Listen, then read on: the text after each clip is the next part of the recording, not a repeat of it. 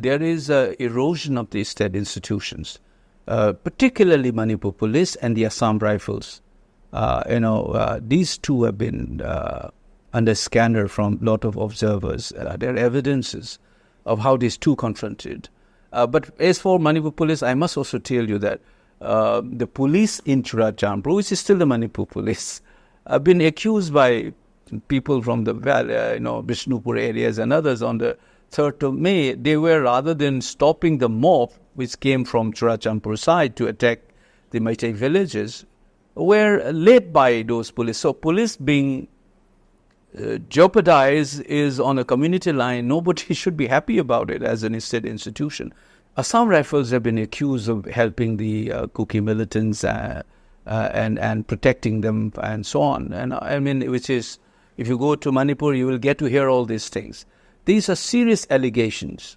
I think rather than being defensive, my position would be we should be worried. Above all, the political executive must take sole responsibility for all these things that have happened. So, Center has been shifted from Churachandpur, Bishnupur to Jiribam, because Jiribam is the lifeline, one of the biggest lifeline for Manipur, and that to Impal from Kachar. It is bordering Kachar, and in fact, the whole road it is dominated by Kukis, and in fact.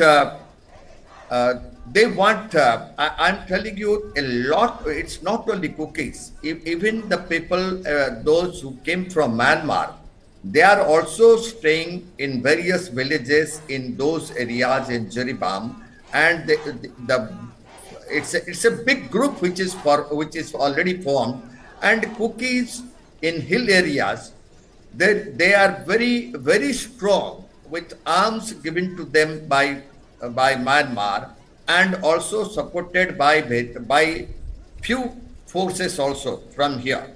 And that is how, because Churachandpur and Bishnupur, things were controlled slightly by police and paramilitary forces, but they shifted it intentionally just to show that they are in force and they can command. And that is how Jiribam has become a center of gravity of all these classes which is taking place. And it is very difficult if we don't intervene, particularly with the double engine government in Manipur. Why it is failing? I am telling you, it is a failure of command and control and law and order in Manipur particularly. Things are very bad, and the Honorable MP has clearly told that Manipur is going out of control. It is better that we should think about that. And it's not that only one CRPF constable has died. So many CRPF personnel, they have died earlier also, and a lot of security forces, they have become Shaheeds because of this clash between Kukis and Maitis. And this will never come to an end until and unless it is not being looked into properly. And it's like that of Jammu and Kashmir. You see the coordination of operation being done by army and the paramilitary forces and Jammu Kashmir police. It's not there in Manipur.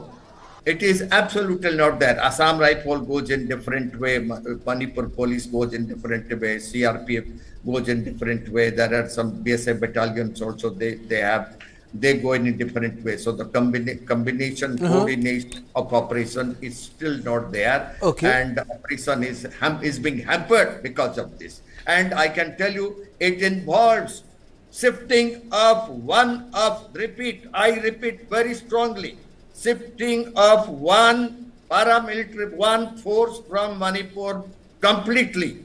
Definitely it will come to an end. Hand over to any other paramilitary force. But one force has to go from there, which is there for last so many years. And they have the link to Kuki militants. They should not involve with all these things.